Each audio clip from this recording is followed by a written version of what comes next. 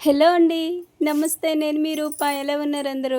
నేను బాగానే ఉన్నానండి. మీరందరూ కూడా బాగుండాలని మనస్ఫూర్తిగా కోరుకుంటున్నాను. స్కూల్‌కెళ్ళే పిల్లకాయలున్న ఇంట్లో మాత్రం ప్రతి తల్లి కూడా లేవగానే ఫస్ట్ చూసేది కిచెనే అనుకుంటా. ఎందుకంటే ఆ మధ్య చక్కగా లేచి బయట ప్రకృతిని ఆస్వాదించేవాళ్ళమి. కానీ వీళ్ళకి ఎప్పుడైతే స్కూల్స్ స్టార్ట్ అయ్యాయో అప్పటినుంచి ఇంకా లేవగానే వంటగదిలోకొచ్చి వంట చేయడమే సరిపోతుంది. మా వారిని ముందు రోజు కూరగాయలు ఏమైనా తీసుకురా బావ, మళ్ళీ రేపు పిల్లలకి బాక్స్ పెట్టడానికి ఇబ్బంది అయిద్ది, ఇంట్లో ఏమీ లేవు, గుడ్లు ఒకటే ఉన్నాయి, పద్దాక అవే అయిపోతున్నాయి అంటేనేమో సరే అన్నారు. తీరా వెళ్ళి ఇక్కడ రోడ్డు మీద తీసుకొచ్చేస్తాలే ఊర్లో అని చెప్పి వెళ్తే అక్కడేమో టమాటాలు కేజీ 60 రూపాయలు చెప్పారంట. అవే సెంటర్లో అయితే 30 రూపాయలు 40 రూపాయలు ఉంటాయి. ఇంకా మా వారు ఇక్కడ అన్నీ రేట్‌గా ఉన్నాయి అని చెప్పి ఒక్క టమాటాల వరకు తీసుకొచ్చేసారు. ఇంకా ఒక్క టమాటాలతో ఏమని వండనని నేను ఆలోచిస్తున్నా. ఒకవైపు అయితే బియ్యం కడిగేసి పెట్టేస్తానండి. ఇంక అప్పుడే మా వారేమో సెంటర్‌కి వెళ్లారనమాట వీడియో ఒకటి అప్‌లోడ్ చేయటానికని. ఇంకా ఏమైనా నార్మల్‌గా కిరాణా షాపులు ఉంటాయి కదా! వచ్చేటప్పుడు కందిపప్పు తీసుకురా అంటేనే ఇంకా వచ్చేటప్పుడు కందిపప్పు అయి తీసుకొచ్చారు. టమాటాలు ఉన్నాయి కదా! కందిపప్పు వచ్చింది. ఇంకా పప్పు, టమాటా వండేద్దాంలే అని చెప్పి ఇంక అప్పటికప్పుడు పప్పు అయితే వేసేసాను. ఇదివరకు మన వీడియోస్ 2 డేస్‌కి ఒకసారి అట్లా పెట్టేదాన్ని కదండీ! కానీ ఈ మధ్య డైలీ పెడదామని అయితే అనుకుంటున్నా. అది కూడా చూస్తాను ఎలా ఉంటుందో. అందుకని ఇక మీదటి నుంచి 2 డేస్‌కి ఒకసారే పెడతానని అనుకోకండి. డైలీ మన ఛానల్‌ని అయితే ఒకసారి చెక్ చేయండి. ఖచ్చితంగా షార్ట్ వీడియో గానీ, లాంగ్ వీడియో గానీ పెడతానే ఉంటాను. పిల్లలనైతే మా వారే నిద్ర లేపారండి. నిద్ర లేపి ఇంకా తనైతే నీలపాతికి వెళ్ళిపోయారు. ఇంకా నేనైతే వీళ్ళని రెడీ చేయటము, వంట చేయటము, మరోవైపు పూర్ణిమ వీళ్ళందరూ రెడీ అవుతున్నారు కాలేజ్‌కి, స్కూల్‌కి.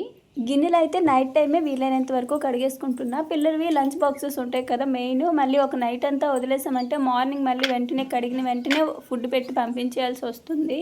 అంటే అస్సలు ఆరవనమాట. అందుకని ముందు రోజే ఏ టైం అయినా సరే వాళ్ళ బాక్సెస్ ఇంకా మిగతా ఏమైనా కడగడానికి గిన్నెలు ఉంటే నైటే కడిగేస్తున్నా.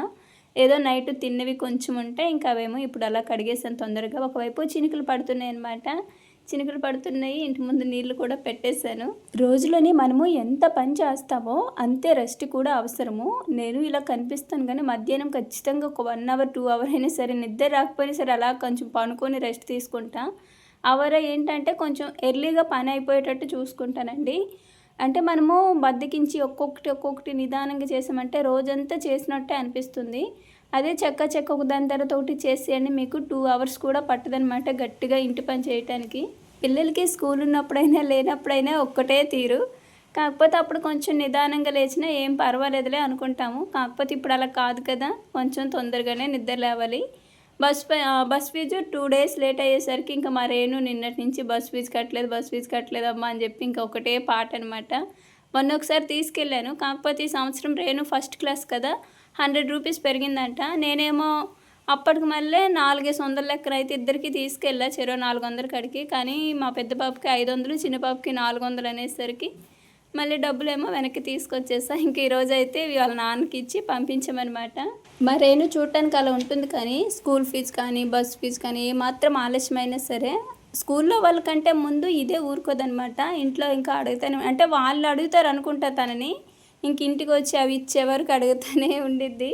అలాంటిది ఆయండి. ఏమైనా అంటేనేమో అక్కడ అందరూ నన్ను అలా అడుగుతుంటే నాకు ఏదోలా ఉందని అయితే అనిద్ది. ఈ వయసులోనే ఇలా అనిపిస్తుందా అని నాకు అనిపించిద్దండి. ఊర్లోకి నిచ్చెనలు వచ్చాయంట. ఇంకా మా వారైతే ఈ నిచ్చెన ఒకటి తీసుకున్నారు. పద్దాక వాళ్ళని వెళ్ళి ఎందుకు అడగటము, మనకంటూ ఒక వస్తువు ఉంటే మంచిదే కదా! ఇప్పుడు వచ్చేది ఎలాగో మళ్ళీ వర్షాలు పద్దాక మళ్ళీ ఇంటి మీదకి ఎక్కాలంటే అవసరం అయ్యిద్దని చెప్పి తీసుకున్నారు. 600 అలా పడిందంట. అంతకుముందు కర్రలు ఎదురు బొంగులు చెట్లు అంటే దొండపందిరి తీసుకొచ్చేటప్పుడు అడితీలు అడిగితేనేమో 1000, 1200 అలా చెప్పారంటండి. ఇంకా ఊర్లోకే వచ్చి 600 కాడికి వచ్చేసరికి ఇంకా అందరూ చాలామంది తీసుకున్నారంట.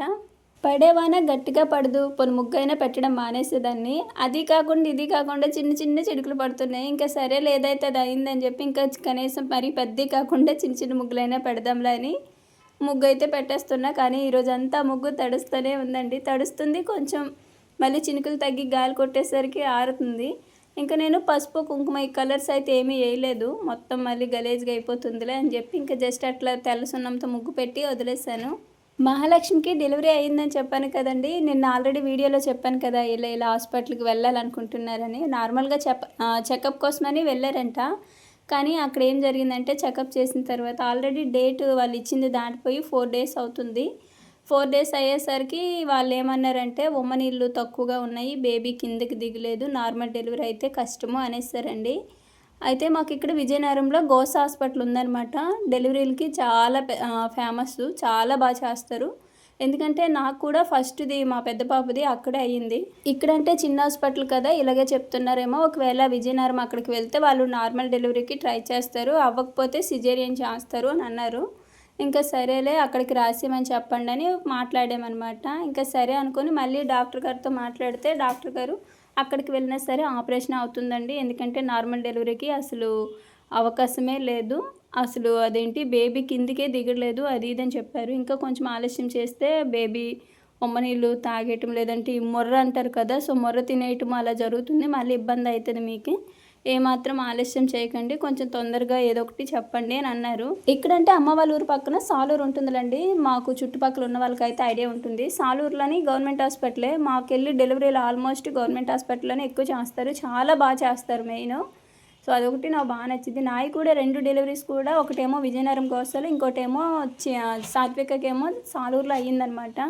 అంటే ఆపరేషనే కాబట్టి ముందే చేసేస్తారు కదా సెకండ్ టైము. సో, అందుకని ఇక్కడ సాలూరులోనే నేనైతే జాయిన్ అయిపోయాను. ఇప్పుడు మహాలక్ష్మికి కూడా సేమ్ అండి. అక్కడే సాలూరులోనే జాయిన్ చేశారనమాట. ఇంకా మా అక్క అన్నదనమాట కాల్ చేసి, అంత దూరం వెళ్ళి ఆపరేషనే చేసేదానికంటే ఇక్కడ దగ్గర మనకి ఇక్కడ అదేదో ఆపరేషన్ చేయించుకుంటే పోయిద్ది కదా! అంటే మళ్ళీ విజయనగరం అంటే మాకు దూరం అండి. ఒక మనిషి వెళ్ళి రావడానికి కూడా చాలా ఇబ్బంది పడతాము. బయట ఒకలుంటే లోపల ఒకలుండాలి. కరోనా టైంలో నరకం చూసామనమాట. అంత కరోనాలో కూడా చాలా ఇబ్బంది పడ్డారు మా వారు గాని, మా అక్కయ్య, మా పెద్దమ్మ వాళ్ళు. సో, అందుకని కాకపోతే ఇప్పుడు కొంచెం పర్వాలేదు కానీ విజయనగరం దూరము. ఇంకా ఎలాగో ఆపరేషన్ అయ్యేదానికి ఇక్కడే చేసేయమనండిలే అని అంటేనే ఇంకా అప్పటికప్పుడు ఆపరేషన్ అయితే చేసేసారు.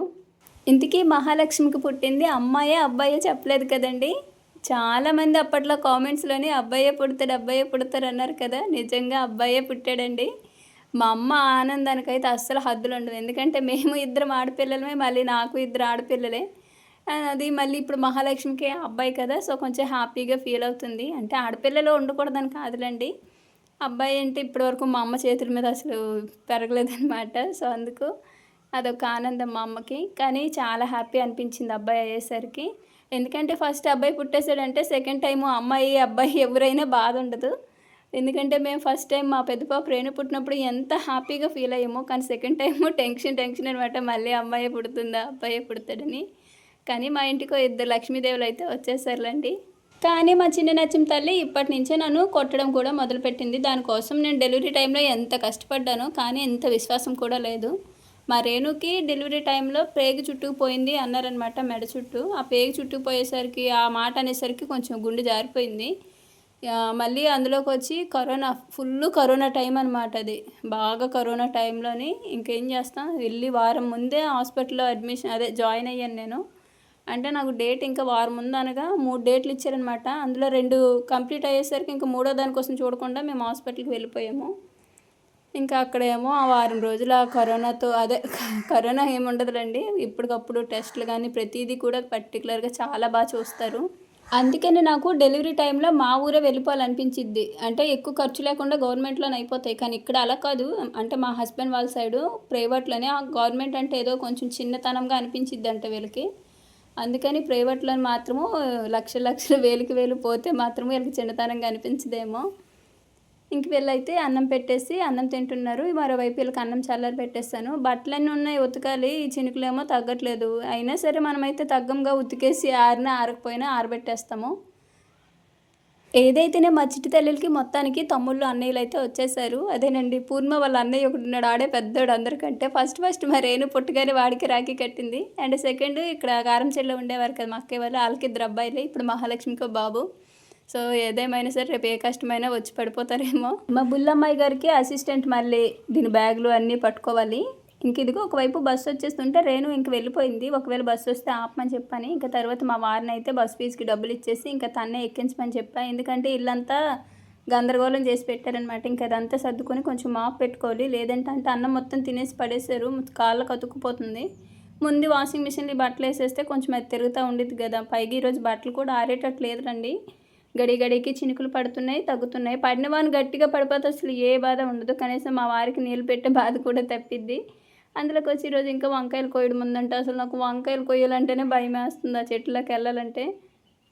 కానీ మహాలక్ష్మి నొప్పులు ఎలా ఉంటాయో మొత్తానికి చూడకుండానే డెలివరీ అయిపోయింది. ఏదేమైనా తట్టుకోగలం కానీ డెలివరీ నొప్పులు మాత్రం అస్సలు తట్టుకోలేము. వామ్మో నరకం చూసాను నేనైతే. ఎంత నొప్పులు ఇచ్చినా సరే అసలు నార్మల్ డెలివరీకి అసలు అవకాశమే లేదనేసారు. నాకు 10:30 ఆ టైంకి నొప్పులు వస్తే సాయంత్రం 4 గంటల వరకు చూశారనమాట. ఇంకా పెయిన్స్ తట్టుకోలేకపోయా. అది కాకుండా ఒకవైపు డెలివరీ నార్మల్ డెలివరీ కూడా అసలు అవ్వట్లేదని ఇంక అప్పుడు ఆపరేషన్ చేసేసారు. నిజంగా చాలా గ్రేట్. నిజంగా మన ఆడవాళ్ళు ఎంత నొప్పిని భరిస్తారో అయినా సరే మనకే విలువ తక్కువ ఉంటుంది ఎప్పుడు కూడా. వాషింగ్ మిషన్లో బట్టలు అయితే వేసేసాను కానీ ఇంకా మా వారే నీళ్ళైతే అంటే అయిపోతుంటే పడతా ఉన్నారనమాట. ఇంకా నేనేమో ఇల్లు అది కొంచెం మాప్ పెట్టాలని చెప్పాను కదా, అదైతే మాప్ పెట్టాను. పైప్కి బెజ్జం ఉందా అని ఇలా చూస్తున్నా, ఇంతలో మా వారు మోటార్ స్విచ్ ఆన్ చేస్తారు. జస్ట్ ఇంకా కొంచెం దూరంగా ఉంది, లేదంటే మొహం మీద వచ్చి పడేయేమో. చిన్న జీవితం అయినా సరే ప్రతిదాన్ని అర్థం చేసుకొని ముందుకు వెళ్తుంటే చాలా అద్భుతంగా ఉంటుందండి. అంటే ప్రతిదానికి ఈగోలకు అస్సలు పోకూడదు. సో ఉన్నంతలో సంతోషంగా తృప్తిగా బతకడం నేర్చుకున్నామంటే మనకంటే డబ్బున్న వాళ్ళు అసలు ఎవ్వరూ ఉండరు. దీపారాధన చేసుకుని ఉంటే పొద్దున్నే తుడుచుకునేదాన్ని, కానీ దీపారాధన ఏమీ చేసుకోలేదు. అందుకని పిల్లలు వెళ్ళిన తర్వాత ఇల్లంతా కూడా మాప్ పెట్టుకున్నా. ముందు బెడ్రూమ్ పెట్టేశాను. ఈ గ్యాప్లో మా వారు నన్ను ఎన్నిసార్లు తిప్పించారు. ఒకసారి ప్యాంట్ ఇమ్మని, ఒకసారి టీషర్ట్ ఇమ్మని. అంటే వంకాయలు కోయటానికి వెళ్ళాలండి, చల్లగానే ఉంది కదా, కొంచెం పెందల కాడ వెళ్దామని అయితే అంటున్నారు. మొన్న తొలికాయలు కోసిన రోజు కూడా సాయంత్రం నుంచి వెళ్ళాం కదండి, సగం తోట మాత్రమే కోయగలిగాము. అందుకని ఈసారి కొంచెం తొందరగానే బయలుదేరాము. నాకు అసలు వంకాయలు కోయడం అంటే అస్సలు ఇష్టం లేదు. అయినా సరే మా వారు ఒక్కరు మళ్ళీ ఇబ్బంది పడతారు అని చెప్పి వెళ్తున్నాను. నేను అసలు ఎప్పుడు కొయ్యలేదు. అలా ఇంకా వంగ తోటలో ఇలా ఉంటాయి, ఎంత నూగు ఉంటుందని అయితే అస్సలు అనుకోలేదు. కోసినంతసేపు తుమ్ములే అనమాట. తుమ్ముతున్నా ఇంకోవైపు ఏమో కంట్లోకి వెళ్ళిపోతుంది, ఒంటి మీద పడి. నూగు అంటే తెలిసింది కదా, దురదగా అనిపించిద్ది. చాలా ఇబ్బంది పడ్డా. అసలు విసుకొచ్చేసింది అనమాట. నేను వెళ్ళిపోతా నేను ఎన్నిసార్లు అన్నాను. అయినా సరే అలానే వెళ్ళిపోలేను కూడా నేను. మా వారు మళ్ళీ ఒక్కరే కోస్తుంటే నేను చూడలేను అనమాట. ఇద్దరం అయితే తొందరగా అయిపోయిద్దని. ఇప్పుడు మామూలుగా అయితే ఇల్లు తుడిచేసాను కదా, మిషన్ తీసి దానికి కట్టెనున్ను కొంచెము డ్రెస్సెస్ అయ్యి సైజ్ చేయాల్సినవి ఉన్నాయి. మిషన్ తీద్దాం అనుకున్నా, కానీ మా వారు మాత్రం అసలు పట్టు వదలని విక్రమార్కుడు అక్కడే నిలబడ్డారనమాట. వస్తావా రావా అని. ఇక బట్టలన్నీ కూడా బయట ఆరబెట్టాను. ఇంకేంటి ఇందులో చినుకులు మళ్ళీ స్టార్ట్ అయ్యి కాస్త రెస్ట్ వచ్చింది. అదేదో పడేది గట్టిగా పడుతూ ఉండొచ్చుగా, ఇంక వెళ్ళే పని కూడా లేకుండా. అదేమో పడుతుంది ఆగుతుంది కదా, ఇంకా ఆగేసరికి ఇదిగో మా వారు మళ్ళీ స్టార్ట్ అనమాట. వెళ్దాం రా అని. బట్టలన్నీ కూడా ఆరబెట్టేస్తానండి. ఇడిచిన బట్టలు ఉండే కంటే ఉతికి సట్ట పడేస్తే అవే ఆరుతాయిలే అని సగం ఆరబెట్టేస్తాను. ఇంక ఇవిగో వంకాయలు కోయడం అయితే స్టార్ట్ చేసాము. ఈసారి మాత్రము చొక్కా తీసుకొచ్చుకున్నా. కరెక్ట్గా ఇంకేంది కోస్తున్నాము, మళ్ళీ చినుకులు స్టార్ట్ అయ్యాయి అనమాట. కానీ వెళ్ళలేదు, ఎందుకంటే పెద్దగేమీ రావట్లేదు కదా వర్షము. మళ్ళీ వానకి ఇంటికి వెళ్ళిపోయామంటే దెబ్బ అయిపోతాము. అంటే ఇంకా అది అలా 10 నిమిషాలు కురిసి ఆగిపోయింది.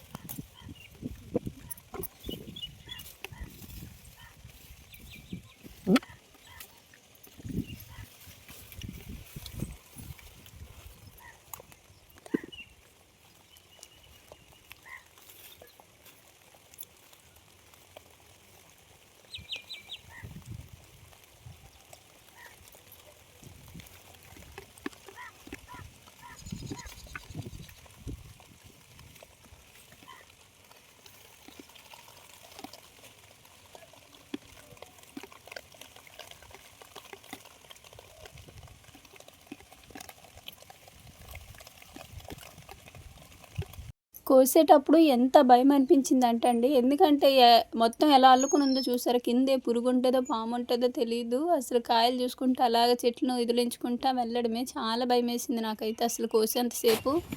ఇంకా అవన్నీ కదా, అందులో పుచ్చులు పోను సగం కాయలు మాత్రం అయినాయి. అందులో పుచ్చులే ఎక్కువ అనమాట, మంచికాయలే తక్కువ అయినాయి. అంటే ఒక పావంతు మంచికాయలు అయితే 30 పుచ్చికాయలే వచ్చినాయి. ఇలా అనుకునేటప్పుడు ఈ చెట్లు ఎందుకు వేసుకున్నామా అనిపించింది. ఇదే బెండ చెట్లు పెట్టుకుని ఉంటే ఎన్ని డబ్బులు వచ్చాయో. ఏదైనా సరే అనుభవం వస్తే కానీ తెలియదు కదా. సో మొత్తం ఇదిగో ఇవన్నీ అనమాట. అట్టట్ట మొత్తం ఏరు పెడితే ఆ కాయలు పొద్దున్నే వాళ్ళ బాబాయ్తో అయితే పంపించారు. 800 వచ్చినాయంట. పోనీలే మధ్యాహ్నం నుంచి వెళ్ళి 800 ఎవరేస్తారులే అని అనుకున్నా. ఎందుకంటే వంకాయలు రేటుగా ఉన్నాయిలండి. అందుకే ఇప్పుడున్న దానికి 200 వచ్చినా గొప్పే. ఎందుకంటే దొండపందిరి లేదు కదా, ఇది ఒక్కటే కాబట్టి. అయినా సరే ఈసారి లాస్ట్ టైం కంటే ఈసారి ఎక్కువ కాయలు అయినాయి. ఈసారి కంటే నెక్స్ట్ టైం ఇంకొంచెం ఎక్కువ అవుతాయేమో. కాయలు కోసి ఇంటికి వచ్చామో లేదో ఇంతలో చినుకులు స్టార్ట్ అయ్యాయి. తాతయ్య దగ్గరికి వెళ్ళాను గది శుభ్రం చేద్దామని. ఇంతలో బాగా చినుకులు పడేసరికి తలుపు తీయలేక తలుపు తీస్తే ఒలుపురు వచ్చేస్తుంది అనమాట. సరే మళ్ళీ వస్తాను లే తాత అని చెప్పేసి ఇంక ఇంటికి నేను సాతి ఇద్దరం లగెత్తుకుంటూ వచ్చాము. మేము వచ్చేసరికి వీళ్ళ పిల్లకాయలు అందరూ వచ్చేసారులేండి. ఇంక ఇంటికి రాగానే పూర్ణిమ బట్టలు తీసిందో లేదో అనుకున్నా. వచ్చేసరికి బట్టలు తీసేసింది. నెక్స్ట్ కరెంట్ లేదంట. ఇంకా కరెంట్ వచ్చిందో లేదో నీళ్లు పట్టి ఇంకా బయట పని అంతా కూడా చేసుకున్నాము. ఉదయం నెయ్యి చూపించాను కదా, ఇంక ఈ కవరాలో అయితే ఇలా డబ్బాలోకి అయితే వేసేసా. కవరాలో ఉండడం వల్ల తీయడానికి గట్టి ఇబ్బంది అవుతుంది. 2 days అవుతుందన్నమాట తీసుకొచ్చి ఇంకా ఫ్రిడ్జ్లోనే పెట్టేస్తాను అలాగా. పిల్లలకి నెయ్యి పెడితే చాలా మంచిదంట. మొన్న మన సబ్స్క్రైబర్ ఒకరు అమెరికా నుంచి కాల్ చేసి చాలా విషయాలు చెప్పారండి. అవన్నీ కూడా నేను ఒక వీడియోలో మీతో షేర్ చేసుకుంటా, మీకు కూడా చాలా యూజ్ అవుతాయి. ఇంకా మొత్తానికి ఇదిగో అప్పటికి అయిపోయిందిలేండి కొంచెం. ఎందుకంటే పప్పు ఉన్నప్పుడే ఎక్కువ యూజ్ చేస్తారు ఏదైనా పచ్చడితో, మళ్ళీ అంతకు మించి ఎవరు ఏమి వేసుకోరు. పిల్లలకి మాత్రము అప్పుడప్పుడు ఏదైనా వండేటప్పుడు వేస్తూ ఉంటాను అందులో కలిపేసి. ఇంకా నైటు మిషన్ అయితే తీసా. ఖచ్చితంగా మిషన్ అయితే తీయాల్సిందే. ఎందుకంటే నెక్స్ట్ డే మేము మా అత్తయ్య వాళ్ళ ఊరు అయితే వెళ్తున్నాంలేండి, ఆరేపల్లి. రీసెంట్గానే కొన్ని కొత్త డ్రెస్సెస్ అయితే తీసుకున్నానండి. ఇప్పుడు అవి అయితే సైజ్ చేసుకుంటున్నా. అంటే మా అత్తయ్య వాళ్ళ ఊరు వెళ్ళేటప్పుడు వేసుకుందామని. ఆరెంజ్ కలర్ ఒకటి తీసుకున్నాను కదా, అదైతే పూర్ణ వేసుకుంటానంది. ఇంకా తనకి కూడా కొంచెం లూజ్గా ఉంది, సైజ్ చేయిపోయిన అంటేనే చేస్తున్నా. నేను మాత్రం లూజ్గా ఉన్న ఎలా ఉన్నా నేను వేసేసుకుంటా, కానీ ఆ పిల్లకాయలు అలా కాదు కదా. ఇంకా దానికోసమని ఆ డ్రెస్ టైట్ చేసి దాని కొలత ప్రకారం ఇంకా మిగతా 2 డ్రెస్సెస్ అయితే సైజ్ చేసుకున్నానండి. ఇది మొత్తం కూడా ఇప్పుడు చూపించుతున్నాను కదా, ఇదంతా కూడా మొత్తం ఇలానే ప్లెయిన్ వచ్చేసిద్ది. సేమ్ ఒకటే కలర్లో కార్డ్ సెట్స్ అనమాట. నెక్స్ట్ డే వేసేటప్పుడు చూపిస్తానండి. ఇంకా లెంత్ ఎక్కువ వచ్చేస్తుందని ఎక్కువ చూపించలేదు. అండ్ నెక్స్ట్ కింద బట్టలు అవి సర్దాను కదా, దానికి డోర్ కర్టెన్ అనమాట ఇది. ఈ కర్టెన్స్ మీకు గుర్తున్నాయా? కిటికీకి అప్పట్లో కట్టేదాన్ని కదా, మొన్న ఇల్లు శుభ్రం చేసేటప్పుడు తీసేస్తాను. ఇంకా మా వారేమి ఇప్పుడు వేసవికాలమే కదా, కర్టెన్స్ ఎందుకులే తీసేసి అన్నారు. ఇంకా అవి అలా వేస్ట్గా పడి ఉండడమే కదా అని చెప్పి వాటిని కొంచెం ఫోల్డ్ చేసేసి నేను ఒక 3 అయితే తీసుకున్నాను. మొత్తం 4 కదా, 2 కిటికీలవి. అందులో ఒక 3 తీసుకొని ఆ 3 కూడా ఇదిగో ఇక్కడ తాడుకైతే గుచ్చేసి ఇలా పెట్టేసుకున్నానండి. అంటే సేమ్ పాత ఎలా కట్టుకున్నానో అలా అయితే కట్టుకున్నా. పాత కట్టిన ఏంటంటే ఈ చివరి నుంచి ఆ చివరికి ఒక్కటే, దాన్ని ఓపెన్ చేయడానికి చాలా ఇబ్బంది అయ్యేదనమాట. అయితే ఆ చివరి నుంచి ఇట్లా ఆగాలి, లేదా ఈ చివరి నుంచి అట్లా ఆగడం అంత ఇబ్బంది అయ్యేది. కానీ ఇది అలా కాదు, 3 కాబట్టి మన ఇష్టము. సో మధ్యలో ఇట్లా మనం ఓపెన్ చేసుకొని కూడా బట్టలు అవి తీసుకోవచ్చు అనమాట. చూడటానికి కూడా కొంచెం క్లాసీ లుక్ చాలా బాగా అనిపించింది. కబోర్డ్స్కి మాత్రం ఖచ్చితంగా డోర్ కర్టెన్స్ అయితే ఉండాల్సిందేనండి. లేదంటే ఇల్లు ఊడుస్తూ ఉంటాం కదా, డస్ట్ అంతా పడిద్ది అనమాట. అందుకని నేను బెడ్రూమ్లోనైనా సరే పెద్ద 2 డోర్ కర్టెన్స్ కట్టేశాను. అది చాలా పెద్దది. అప్పట్లో బీరువా ఏమీ లేదు కదా, సో అందుకని అంత పెద్దదైతే మా వారు కట్టించేశారు. అదే సగం ప్లేస్ ఆవరించేసిందనమాట బెడ్రూమ్లో. సో ఇది ఇలా ఇంకొకటి కూడా పెట్టేయాల్సింది అనుకుంటా. సో ఇంకొకటి ఉంది, అది కూడా కుట్టేసి పెట్టేస్తే పోయిద్దేమో. అప్పుడు ఇంకా కొంచెం కొద్దిగా కొంచెం బాగుంటుంది కదా చూడటానికి కూడా. సో ఇలా అనమాట, బాగుంది కదా. సో ఇంకా ఇంతేనండి. అప్పటికి చాలా లేట్ అయిపోయింది నైట్. చాలా రోజుల తర్వాత మిషన్ తీసాను కదా, కాలు నొప్పులు మామూలుగా రాలేదు. నాన్ స్టాప్ కాకుండా 3 డ్రెస్సెస్కి కర్టెన్స్ కడతానే ఉన్నాను. సో మొత్తానికి ఇలా అయితే జరిగిందండి ఈరోజు. ఇంకా వీడియో అయితే ఇక్కడ ఆపేస్తున్నాను. వీడియో చూసి వెళ్ళిపోకుండా ఒక చిన్న లైక్ అయితే ఇవ్వండి. మీరు ఇచ్చే లైకే నాకు చాలా సంతోషాన్ని ఇస్తుంది. అలానే మరో మంచి వీడియోతో అయితే మళ్ళీ కలుద్దామండి. ధన్యవాదాలు.